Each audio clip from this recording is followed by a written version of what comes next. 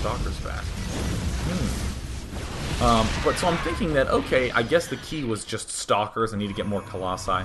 To be entirely frank, I shouldn't even expand here at all. I should actually be focusing on taking this bottom expo, because it makes my top left gold really safe. And if he does push my top left gold, then I take the top, or the bottom right gold. And he is slowly adding on more and more and more and more tanks, more tankies. I'm going to speed this up. I'm going to speed this up. And of course he's making sensor towers, turrets, and watch how slowly he's going to push here. He even has to remake a command center. I'm building a photon cannon because I am a badass. Here are more tanks advancing in leftward bound. Just very, very slow, methodical play that's going to come out of Jinrovia here. And he's slowly trying to poke up here at his watchtower. Should certainly have a Colossus or two up here. But regardless, I'm doing a decent job of macroing. I'm starting to get a little bit low on the money up here in a little bit. I'm definitely getting low on this expo, mined out in the main. And I literally was thinking to myself, no way can he keep up with me on my 4 bases when he just has his 2 bases. Like, no way. He's got to be mined out real soon here.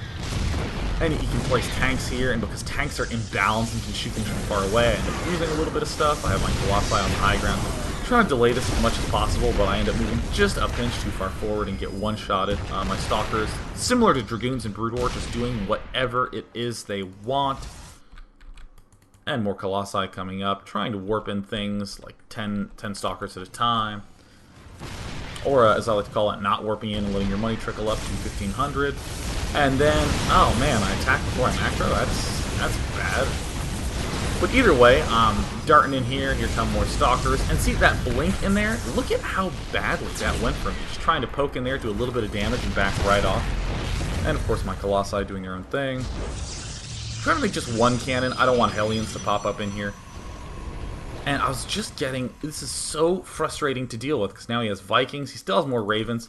And honestly, look at the unit counting station. He has 12 tanks and like 8 Hellions. That's basically it. And I try to get up here and pick off this Viking, but of course, one misclick and I'm like almost dead. And he still hasn't landed here, and I'm just thinking, yeah, I just have to hold this, because he will be out of money soon. I have a DT patrolling down here all game long to ensure that he's not expanding. I think about building a geyser here, but then I remember that that's right, tanks can shoot there even when they're unsieged.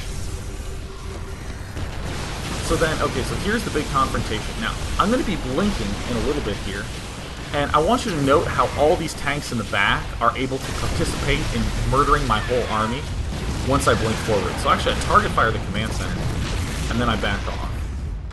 So apparently the key blink doesn't quite happen yet. So we're starting to see that in the previous game I had just too many light units and I ended up getting smashed, and now I'm going almost all Stalkers.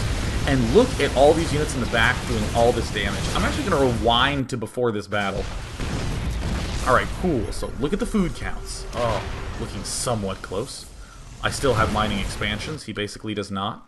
So it's 145 versus 140. So as I dart in here, he throws down point defense drones, and then he just smashes my army apart. Absolutely demolishes it. Food count still keeping relatively even. But the thing is, he's in a much better position because he has all these tanks from behind. My Stalkers try to do a little bit of magic, but it's just not cutting it. And again, this key point of terrain, I told you it was the key point of terrain. I was obviously not lying. I would never dream of doing that to you. And then look, with one little screw up, yeah, now I have to try to warp in more units. And I'm trying to blink in here to try to kill them off, but pretty straightforward. So this game was a little bit closer, but it didn't feel great. It felt like I was winning, I was ahead, I was ahead, I was ahead, I was ahead, and then he just like walked forward and won. And that is a little bit annoying. And I'm trying to pinch off some Stalkers here, but you know, not really cutting it. And I lose shortly thereafter because my expansion in the top left, my juicy gold had fallen. So whoa, apparently knocked my webcam in the wrong direction. So let's think about this for a minute. I can get way ahead. I'm in great shape. I have 3 bases. I can hold off his early pushes, as we saw in that last game. If I don't make Zealots and I make largely Stalkers, I can control against this sort of harassment stuff. I can control pretty damn well against it. and I can even deal with these ravens, these pesky ravens.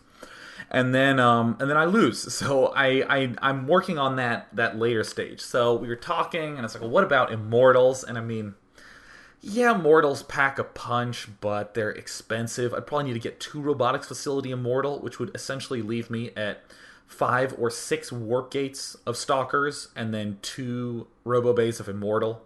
Maybe even I have to be 5 and 2, because I mean, immortals are really expensive, especially if you're doing like a mass chrono boosted army.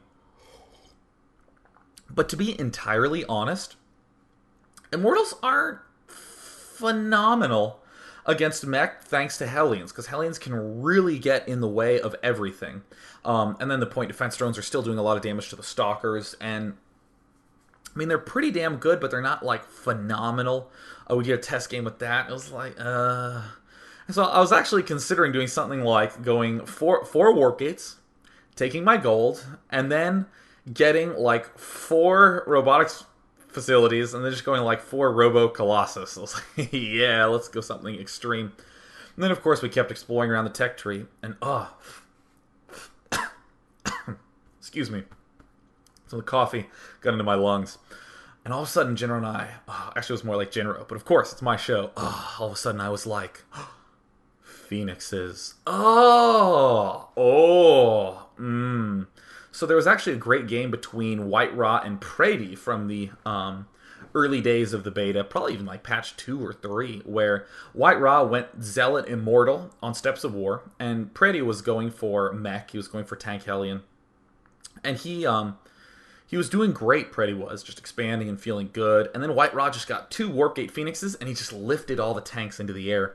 Because, I mean, the big issue that I was having is that despite the fact that I was way ahead, Jinro did not really need that many tanks and Hellions to get into that sweet spot on Blistering Sands and push me. And his Hellions and tanks would rip through Zealots. If you remember in Brood War, tanks did 70 damage, but they did 35 to light, so against Zealots they didn't do max damage. In Starcraft 2, they do max damage. Tanks also split their fire to maximize it. There's no overkill, you know, because, again, original Brood War, 12 tanks would fire at one Zergling to kill it, but now 1 tank fires at the Zergling and the other 11 patiently sit and wait for the optimum target. So there's a lot of difficult things to deal with. Stalkers seem like the gateway unit of choice, but point defense and drone, so obnoxious to deal with.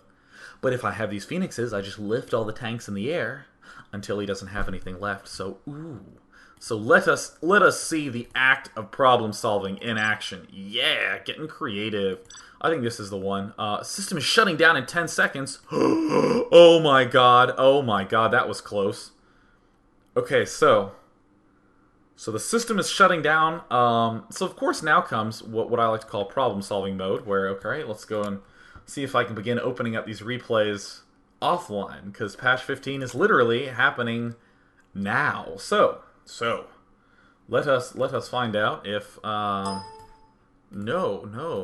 various ad. All right, let's see if I can load this up. Yeah, you know, this is one thing that generally happens with my Thursday cast during the beta.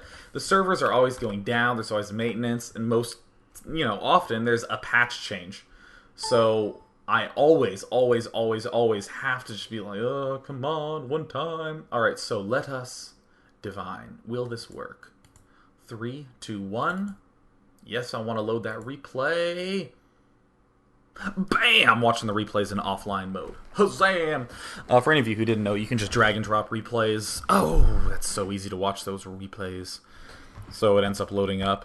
Whew, that was close, because I'm not going to lie. Last time I was online, when the servers went down, it literally locked my entire computer and I had to reboot, and I didn't want it to crash, so I basically looked at it and it was like, server going down in 5 seconds, and I was like, Ihan timing! And I just closed right out. Loading it up, no problem, ain't no thang, ain't no trouble. So this game, I'm actually going to go through a little bit more slowly. I'm not just going to time 6 through it and say, her Phoenixes, aren't I cool?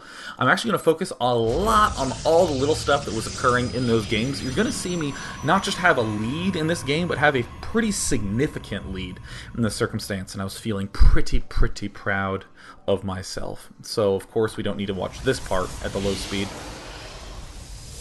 So here I am, warping right along. And what do? I build a gateway on 13, because I figure stuff out. I sent a probe out to scout because I was kind of in autopilot mode. Happens. That was actually, I would call that a gigantic blunder in my eyes, but, you know, no big deal. I just sent him out because, you know, we're chatting on Skype in the midst of all this, so of course I'm having a pretty good time just distracting myself. So, of course, here's the gateway coming out. So here are some subtle touches that I do. Oh, yes, the cybernetics core going down. And because I'm not scouting a tech lab, I am not concerned about marauders, so I am going to skip this first zealot. I'm going to get the the second gas right away, right after I begin building my cybernetics core. Ah, I am so clever. Yes, yes, yes, indeed. So what do? Yeah, build my pylon over here. Deploy! Because when you build it over here, you can easily throw your Twilight Council and your Templar Archives up top. And I also literally only make that first Dragoon. Stalker. Whew, man. Hanging out in B-Dub land.